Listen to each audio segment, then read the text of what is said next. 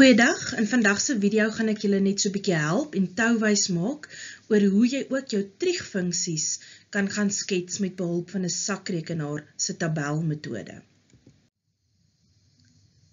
Daar word nou vir jou gevra om die volgende funksie te skets. Y is gelyk aan sin 2 theta en spesifiek vir die interval van minus 180 grade tot en met 180 grade.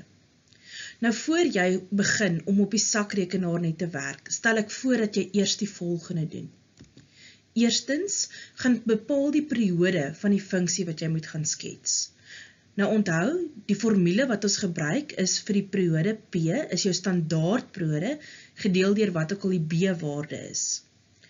Die standaardperiode van 'n sin en 'n kosgrafiek is 360 grade en vir 'n tangrafiek is dit 180 grade. So in hierdie geval werk ons nou met 'n sinfunksie, so die standaardperiode is 360 en ons B-waarde is 2, so ons kry 'n antwoord van 180 grade. Volgende, bepaal jy die 4 kritieke punte. En onthou, hierdie 4 kritieke punte sê vir jou, elke hoeveel grade gaan iets spesifiek gebeur. Het sy 'n draaipunt of 'n snypunt, of in die geval van jou tanfunksie was dit nou die asymptoot, of waar jy die A-waarde sou gekry het. Om die 4 kritieke punte, die hoeveelheid grade wat elkeen van hierdie kritieke punte uitmekaar is te bereken, gebruik jy nou daai P, die periode wat jou funksie gaan wees, gedeel deur 4. So in hierdie voorbeeld is dit 180 gedeel deur 4, wat vir jou gee, elke 45 grade gaan iets spesifiek gebeur. Nou kan ons hierdie inligting gebruik om dit op die sakrekenaar in te sleutel. Eerstens is dit baie belangrik dat jy die memory moet skoonmaak van jou sakrekenaar. Jy doen dit deur te sê Shift 9, kies dan opsie 3, is gelyk aan AC.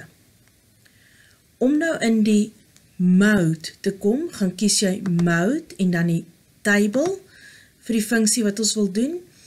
En let nou hierso op, dit is fx, so dis nie 'n theta nie, maar ons theta, ons hoeke, is altyd op ons x-as, so ons gebruik die theta, vervang ons dan met 'n x.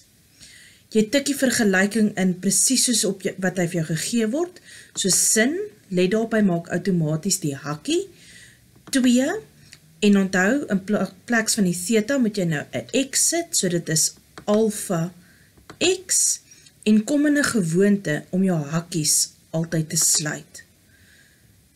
Is gelyk aan, ons gaan nie nou met 'n tweede funksie werk nie, so ons sê weer is gelyk aan. Nou jou staart is die interval wat vir jou gevra word om te teken. In hierdie geval is dit van minus 180 af,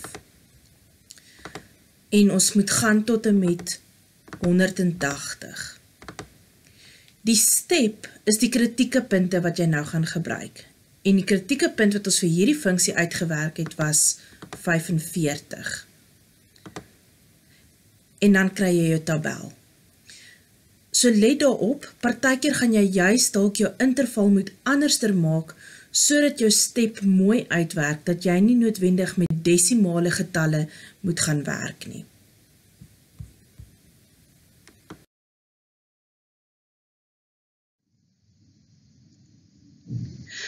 Nou dat jy die tabel op jou sakrekenaar uitgewerk het, kan jy die tabel gebruik en dan jou assestelsel wat jy reeds gaan indeel het volgens daai kritieke punt hoeveelheid waardes tussen elke punt. So as ons dan nou begin, indien x minus 180 is, dan is my y-waarde 0, so jy gemaak vir elkeen van hierdie punte, maak jy nou 'n koördinaat. Minus 135 is 1, en by minus 90 kry ons weer 'n 0. As jy nou bietjie met jou pyltjie afgaan op jou sakrekenaar, dan kry ons dat by minus 45 het ons die min 1, by 0 kry ons weer 0, 45 grade is hy 1, gaan weer af, kry ons by 90 is hy weer 0, by 135 die minus 1, en dan by ons laaste punt 180 is hy weer gelyk aan 0. Nou kan jy hierdie punte gebruik en dit gaan verbind met 'n gladde kromme wat jy dan met jou hand trek. En dan het jy jou finale triegfunksie y is gelyk aan sin 2 theta grafies voorgestel. Ek hoop hierdie help jou so bietjie om die skets van triegfunksies bietjie makliker te maak. Sterkte!